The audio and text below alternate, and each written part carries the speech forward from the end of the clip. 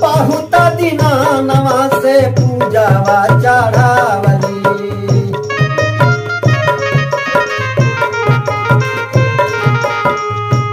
कार्तिक मास के शुक्ल पक्ष के एकम तिथि के दिन गोवर्धन का पूजा होला।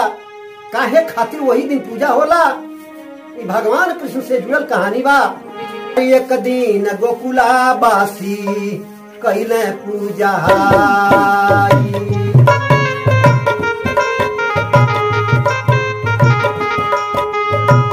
कैले पूजा हो, कैले पूजा।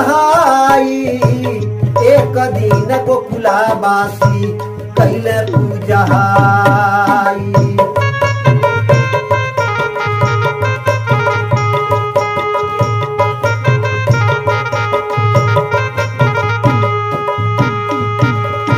इंद्रदेव के पूजे खातिर भोजन रहे बनाई, भोजन रहे बनाई।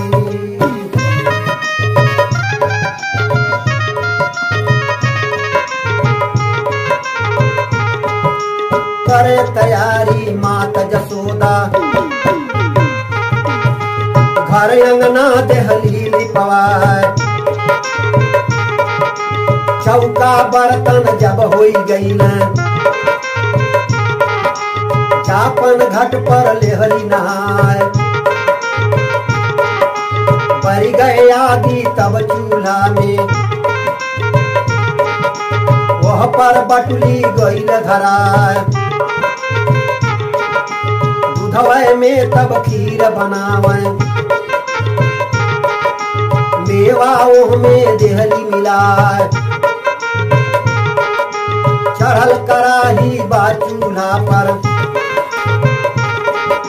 घियही पूरी रहे छनाए। खटरस भोजन मैया बनावे, अपना भोग गिनवले समय लाग जाई। एक दिन गोकुला बासी कर पूजा।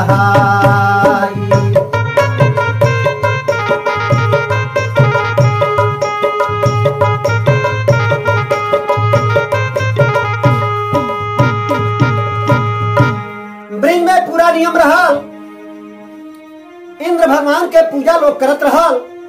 वह दिन का समय आ गई बा, लोग पूजा के तैयारी में लागल बा। और भगवान कृष्ण लड़कन के संगरी खेलत है महाराज।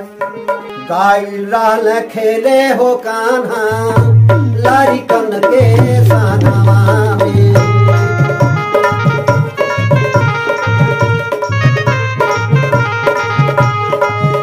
लड़कन के संगवा राम, लड़कन के संगवा।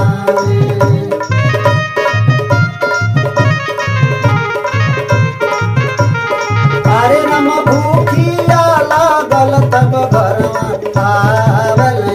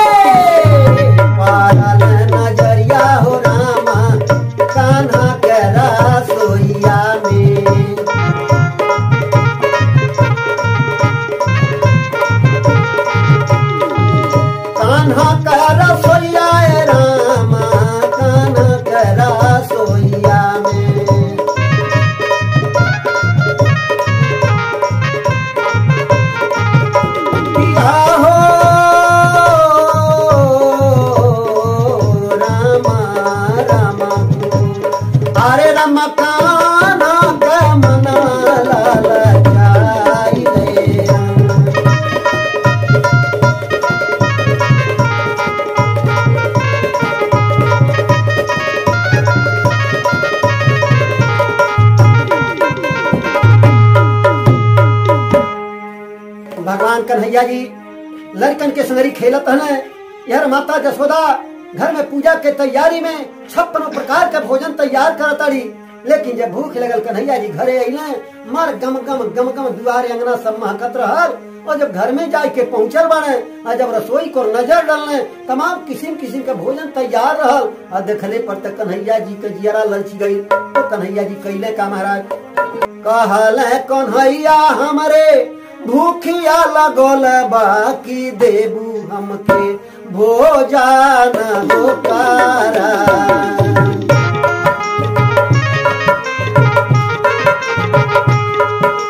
देबू मैया भोजन होकारा, देबू माई भोजन होकारा, ई देबू माई भोजन होकारा।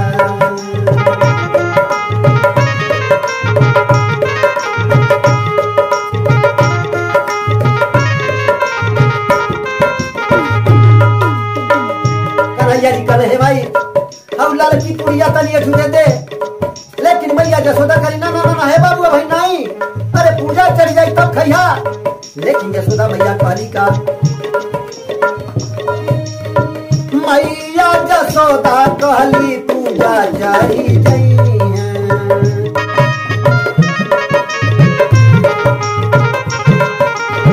मैया जसोदा कहली पूजा चढ़ी जाई है।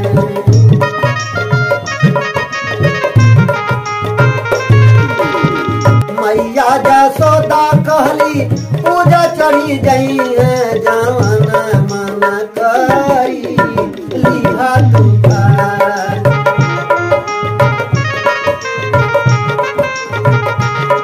जवन मन करी लिहा तुखार, जवन मन करी लिहा तुखार, जवन मन करी लिहा तुखार।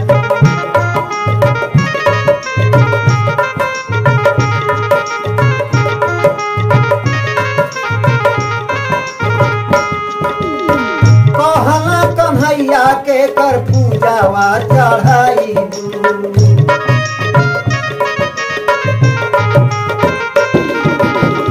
कहला कन्हैया के कर पूजावा चढ़ाई।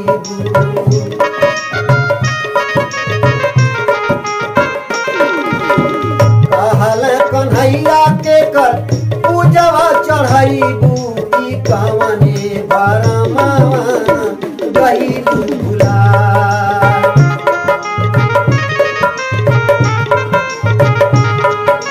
कवने भरमा गईलू भुला माई, कवने भरमा गईलू भुला, की कवने बरमा गईलू भुला।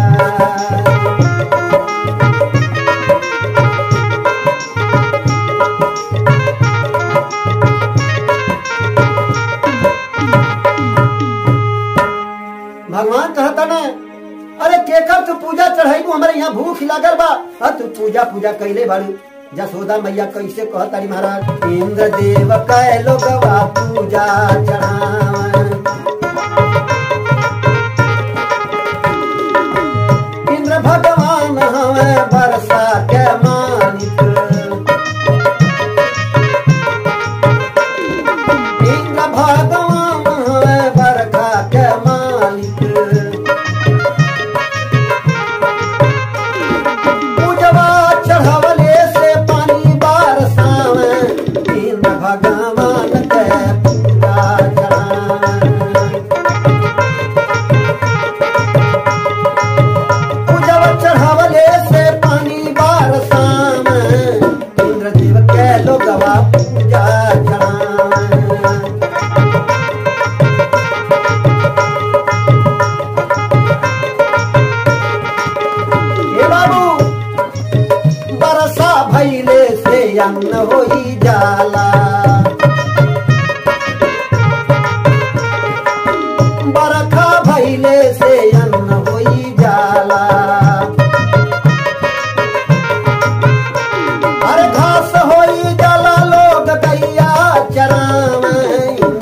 देव कै लोगवा पूजा चढ़ावे।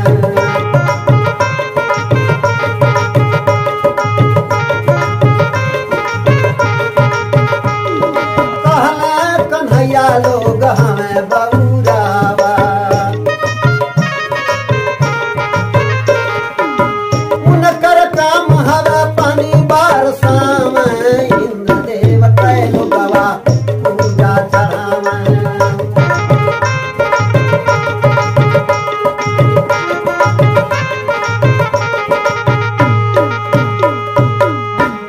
भगवान कन्हैया समझावत हमें जसोदा जी के, हे मैया अरे इंद्र का काम है पानी बरसावल, क्या पूजा चढ़े चढ़े चढ़े और तब पानी बरसेबे करिए। हमार सारा गैया गोवर्धन पहाड़ पर चरेली, अरे पूजा चढ़ावे के चाहिए गोवर्धन पहाड़ के, जहाँ हमन के जीवन बसर होत बा ओकर पूजा चढ़ावे के चाहिए। पूरा अपन गांव टोला साज ले बाना, कौन चला सब जनी गोवर्धन पहाड़ पर ही पूजा चढ़ावा। अरे पूजा के जो गवा हो, पूजा के जो गवा बाने गोवर्धन पहाड़वा, पूजा के जो गवा।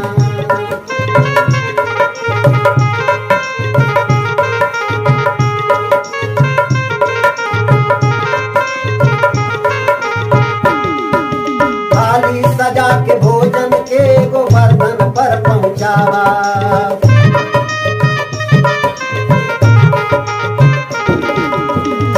सजा के भोजन के गोवर्धन पर पहुँचावा। तन मन ध्यान लगा के उनकर पूजा आज चढ़ावा, जहाँ गैयन के या हरावा पूजा के जो गावा।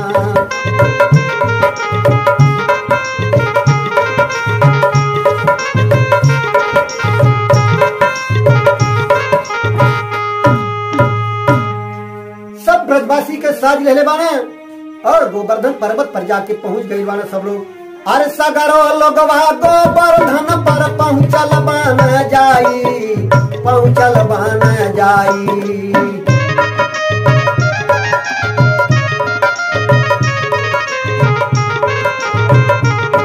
अरे पूजा चढ़ावे गोवर्धन के,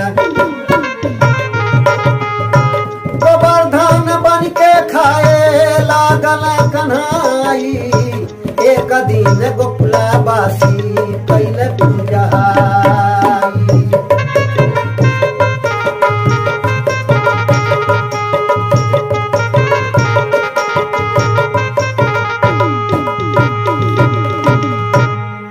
सब लोग गोवर्धन पहाड़ पर जब पूजा चढ़ावे लगल बना, भगवान कन्हैया गोवर्धन के भेष में आय के और जितना लोग पूजा चढ़ावत न सब खैले जाता न, और जितना लोग बतियावल चाहता न उतना गोवर्धन पहाड़ से बतिया लेत बाटे। आज मुंह मुंह गोवर्धन पहाड़ बोले लगले, सारा जनता वहाँ आत्मा गदगद हो गई बा। बाप रे बाप, आज ले बहुत पूजा चढ़ौली लेकिन कौनो देवता मुँह मुँह बोलले नहीं, और नहीं तो कौनो देवता एक को सुहारी खैले। आज गोवर्धन महाराज इतना खुश बने, जितना हमन पजन खियावत है सब खैले जाता न। अरे बहुत दिना नवा से पूजावा चढ़ावली,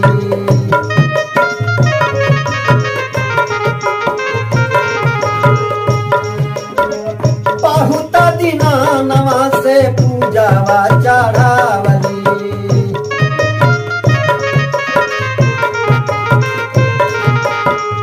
बहुत दिना नवा से पूजा वा चढ़ावली हो, पूजा वा चढ़ावली। अब नाई ऐसन बाती अवन कोनो दे पातवा।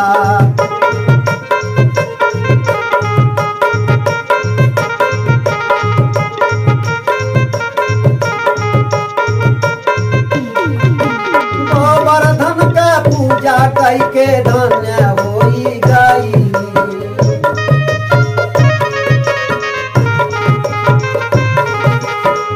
गोवर्धन का पूजा कई के धन्य होई गई। हम धन्य होई गई, जावन हम खियावली तौन खैले ओ देवतवा।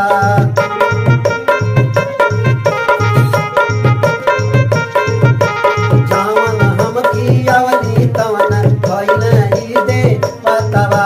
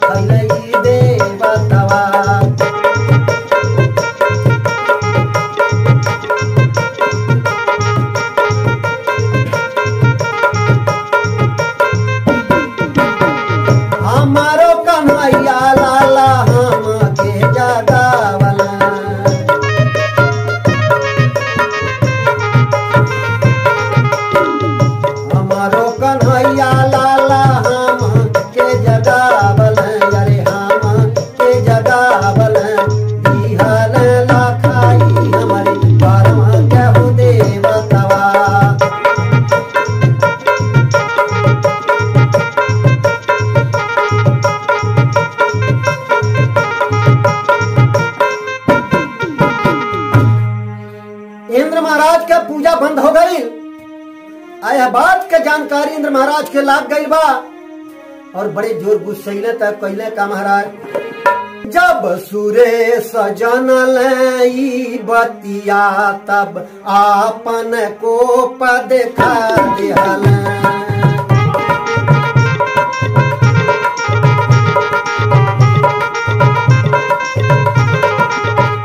जब सूर्य सजनल ई बतिया तब आपन को पद खा दिहल।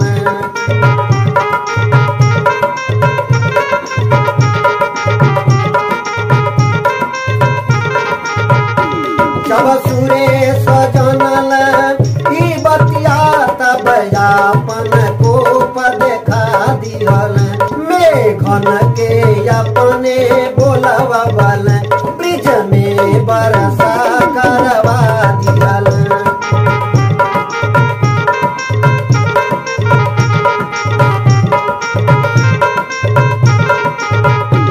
जब महाप्रलयक रूप बैल मोहन सबके बोलवा दिहल।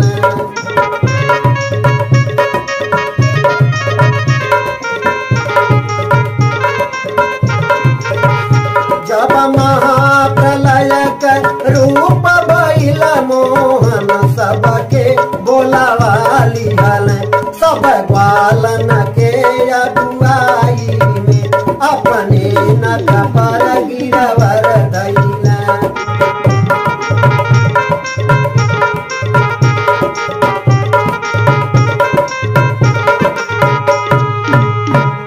इंद्र महाराज कितनो वर्षा करावत है ना, उनके ही लगा था कि ब्रज एकदम बह जाई, लेकिन ब्रज में जब को बूंद पानी नहीं गिरा था, सब एकदम धूल उड़ाता।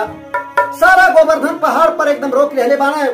चारों तरफ से ग्वाल बाल लोग अपन डंडा लगा लगा रोकले बाने, लेकिन केवल उनके सहारा बा और बीचों में कन्हैया जी केवल अंगुरिया अपन लगा ले बाने, वहीं पर पहाड़ रोक ले बाने।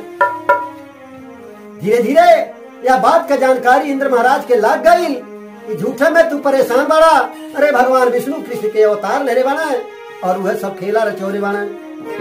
विष्णु जी धैले हो बान कृष्ण जी के रूपा।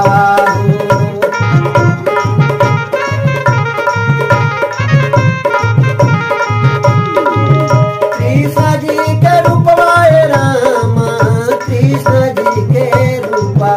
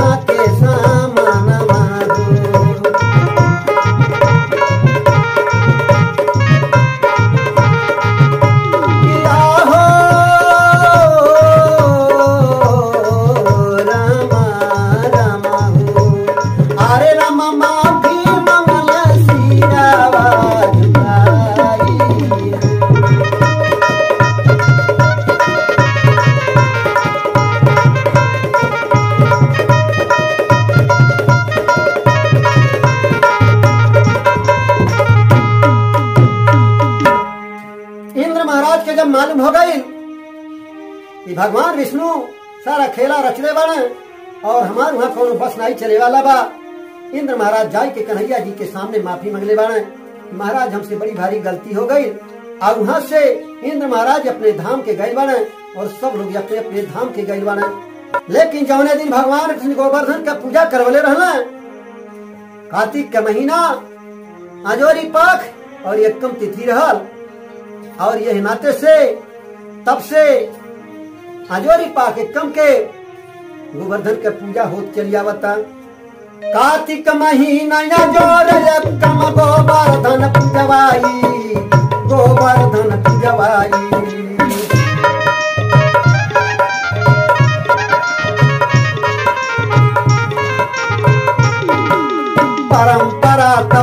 चली आई ना